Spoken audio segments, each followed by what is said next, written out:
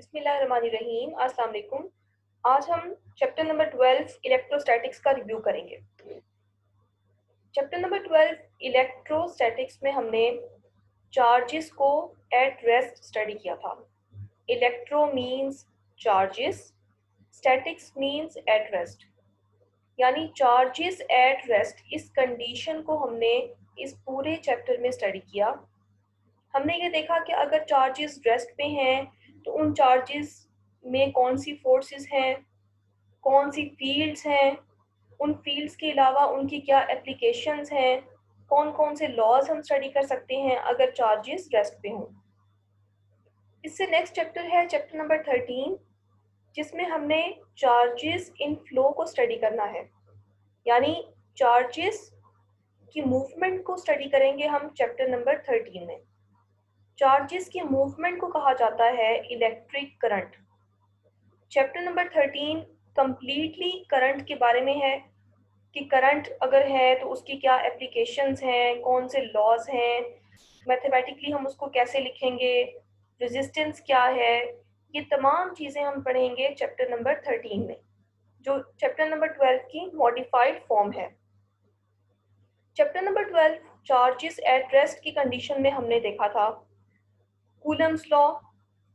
ये वो लॉ है जो लॉन्ग क्वेश्चंस में आएगा, यानी अब जितने भी टॉपिक्स हम स्टडी करेंगे, इलेबोरेट करेंगे यहाँ पे, वो सारे वो टॉपिक्स हैं जो लॉन्ग क्वेश्चंस में आएंगे। कूलम्स लॉ में हमने ये देखा कि इलेक्ट्रिकल फोर्स को हम कैसे रिप्रेजेंट कर सकते हैं, इलेक्ट्रोस्टैटिक फोर्स की क्या मैथमेटिकल फॉर्म हो सकती है, और अगर मीडियम्स इंसर्ट कर दिए जाएं तो मीडियम्स के आने से इलेक्ट्रिकल फोर्स पे क्या फ़र्क पड़ेगा। इस बिहाफ पे हमने इलेक्ट्रिक फील्ड को स्टडी किया।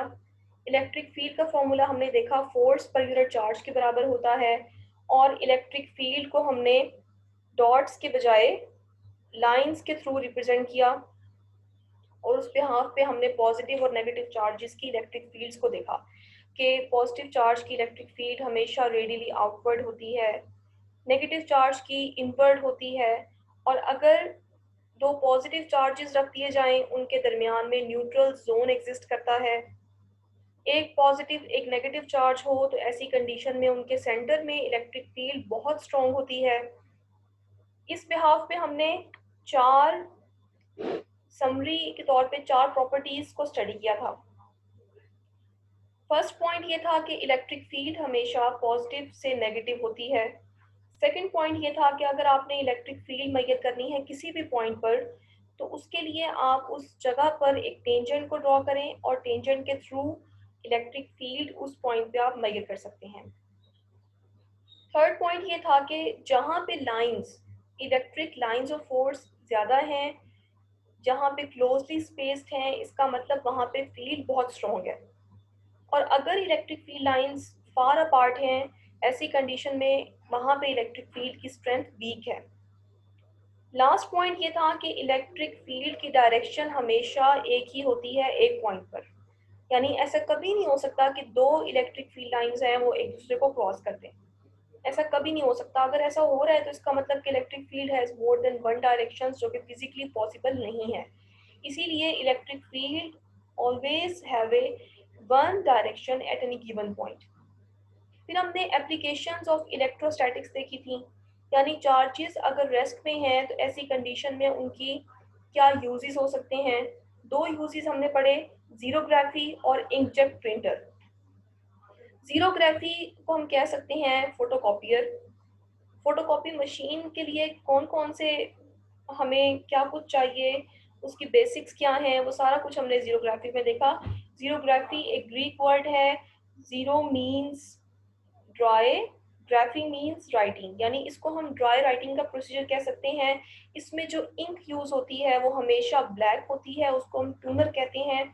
उस टूनर के साथ हमने ये पूरा एक्सपेरिमेंट परफॉर्म किया था। इसमें एल्यूमिनियम सिलेंडर था, एल्यूमिनियम सिलेंडर के अलावा सिलीनियम की कोटिंग की गई थी, और इसके थ्रू हमने जीरोग्राफी का प्रोसीजर स्टडी किया था।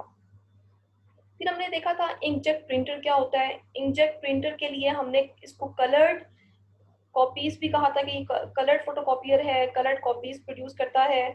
और उसके लिए हम कोई भी इंक यूज़ कर सकते हैं। इस वक्त जो आप अपनी टेक्स्ट बुक पढ़ रहे हैं वो कलर्ड कॉपीज़ में है, इसका मतलब कि इंकजेट प्रिंटर के थ्रू उसकी प्रिंटिंग की गई है। यहाँ पे हमने चार्जिंग इलेक्ट्रोड्स यूज़ किए थे, रिफ्लेक्टिंग प्लेट्स का यूज़ किया था और उसके बाद हमने इंक को यूज़ करते हुए पेज पे इमेज क्रिएट किया था। इसके बाद टॉपिक था electric flux through a surface enclosing a charge. ये सारे वो टॉपिक्स हैं जो लॉन्ग क्वेश्चंस में आने वाले हैं, बहुत इंपॉर्टेंट है। Electric flux through a surface enclosing a charge बेहद इंपॉर्टेंट टॉपिक है। इसमें हमने एक स्फेरिकल सरफेस ली, उस स्फेरिकल सरफेस के सेंटर में हमने एक चार्ज रखा और उस चार्ज के बाद हमने उस सरफेस का इलेक्ट्रिक फ्लक्स मेजर किया जो कि Q/ε0 था। फिर हमने इस बिहाफ पे गॉसेस लॉ ड्राइव किया और गॉसेस लॉ की एप्लीकेशंस देखी। 3 एप्लीकेशंस थी। पहली एप्लीकेशन थी कि intensity of field inside a hollow charge sphere. दूसरी एप्लीकेशन थी electric intensity due to infinite sheet of charge. तीसरी एप्लीकेशन थी electric intensity between two oppositely charged parallel plates. ये क्वेश्चन ऐसे भी आ सकता है कि write a note on Gauss's law and its application. अगर ऐसे आएगा तो आपने इसकी तीनों एप्लीकेशंस लिखनी है। अगर वो आपको स्पेसिफाई कर दें कि आपने तीनों में से 2 एप्लीकेशंस लिखनी है तो फिर आप गॉसेस लॉ और उसकी वही 2 एप्लीकेशंस लिखेंगे जो आपके क्वेश्चन में आएंगी। इसके बाद लॉन्ग क्वेश्चन है electric potential at A point due two point charge. बहुत ही इंपॉर्टेंट क्वेश्चन है, इसको एब्सोल्यूट पोटेंशियल भी कह सकती हैं। और ये डेरिवेशन अलोंग विद डायग्राम्स, ये सारी आपने टॉपिक्स प्रिपेयर करने हैं अलोंग विद देयर डायग्राम्स। इसकी डायग्राम भी ड्रॉ करेंगे, इसकी डायग्राम के मार्क्स हैं और डेरिवेशन को स्टेप बाय स्टेप अच्छे तरीके से परफॉर्म किया जाएगा फॉर ऑब्टेनिंग मार्क्स। फिर लॉन्ग क्वेश्चन है मिलिकन्स मेथड। मिलिकन्स मेथड भी बहुत इंपॉर्टेंट क्वेश्चन है, पास्ट पेपर्स में बहुत आया हुआ है। मिलिकन्स मेथड में हमने चार्ज की डिटर्मिनेशन की थी इलेक्ट्रॉन पर। इलेक्ट्रॉनिक चार्ज हमने मेजर किया था 1.6 मल्टीप्लाइड बाई 10⁻⁻19 कूलम। और इसके लिए हमने 2 फोर्सेस को बैलेंस किया था, इलेक्ट्रिक फोर्स और ग्रेविटेशनल फोर्स। इसके अलावा हमने मास की डिटर्मिनेशन के लिए अगेन 2 फोर्सेस को बैलेंस किया था, ड्रैग फोर्स और ग्रेविटेशनल फोर्स। वहां से हमने मास की मेजरमेंट की थी, उसके बाद हमने वहीं से चार्ज को मेजर कर लिया था। अगला क्वेश्चन है capacitance of A parallel plate capacitor. Capacitance of parallel plate capacitor के 2 पार्ट्स हैं। अगर ये क्वेश्चन पेपर में आता है तो आपने इसके दोनों पार्ट्स लिखने हैं, यानी capacitance with vacuum and capacitance with dielectric material. ये दोनों पार्ट्स आप लिखेंगे लॉन्ग क्वेश्चन के और सेपरेटली हेडिंग्स बनाकर लिखेंगे। बहुत इंपॉर्टेंट क्वेश्चन है और साथ में आप कैपेसिटर का इंट्रोडक्शन भी देंगे। यानी इस टॉपिक में अगर ये आता है पेपर में, right a note on capacitance of A parallel plate capacitor, इसके लिए आप सबसे पहले कैपेसिटर का इंट्रोडक्शन देंगी। उसके बाद कैपेसिटर के इंट्रोडक्शन के बाद आप कैपेसिटेंस अलग अलग मेजर करेंगे with vacuum as well as with dielectric material. Next long question है इलेक्ट्रिक पोलराइजेशन ऑफ डाइलेक्ट्रिक्स। इसके लिए हमने डाइलेक्ट्रिक मटेरियल इंसर्ट कर दिया था in the plates of a capacitor. Dielectric material insert करने के बाद हमने ये देखा था कि इलेक्ट्रिक पोलराइजेशन हो गई। इलेक्ट्रिक पोलराइजेशन का मतलब ये होता है कि डाइपोल्स बन गए, एक तरफ नेगेटिव चार्ज आ गया, एक तरफ पॉजिटिव चार्ज आ गया। उन्हीं एटम्स का जो हमने सेंटर में रखे थे, वो नेगेटिव और पॉजिटिव चार्जेस क्यों बना? क्योंकि एटम के अंदर नेगेटिव और पॉजिटिव तो होता ही है। उस एटम को before placing the atoms in between the plates में रखने से पहले वो एटम्स न्यूट्रल थे, और न्यूट्रल तो बाद में भी रहेंगे, लेकिन एक स्मॉल शिफ्टिंग हो जाएगी उन पॉजिटिव और नेगेटिव चार्जेस की।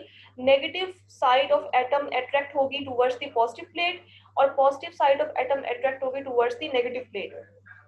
इस अट्रैक्शन की वजह से एक डाइपोल बन जाएगा। वो डाइपोल जो ही बनेगा, कैपेसिटर की कैपेसिटेंस बढ़ जाएगी, सरफेस चार्ज डेंसिटी इंक्रीज हो जाएगी, इलेक्ट्रिक फील्ड कम हो जाएगी और वोल्टेज भी कम हो जाएगा।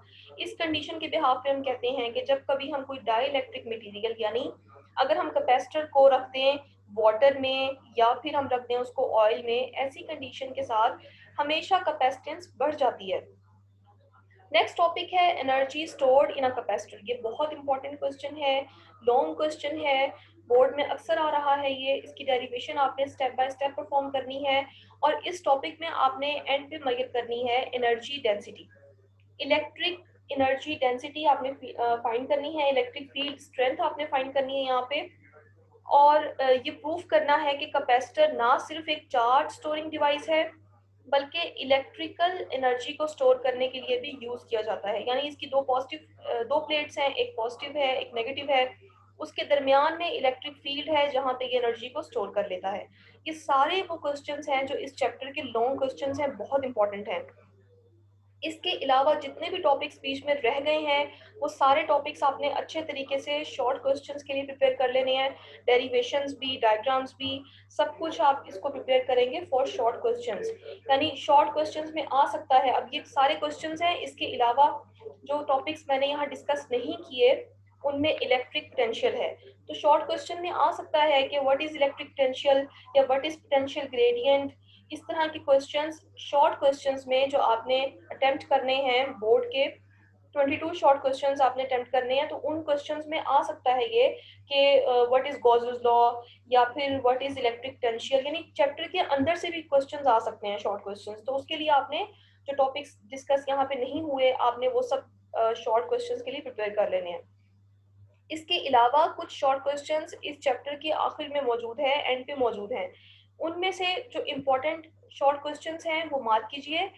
क्वेश्चन नंबर 1, 4, 5 एंड 9, ये क्वेश्चंस मोस्ट इम्पॉर्टेंट हैं।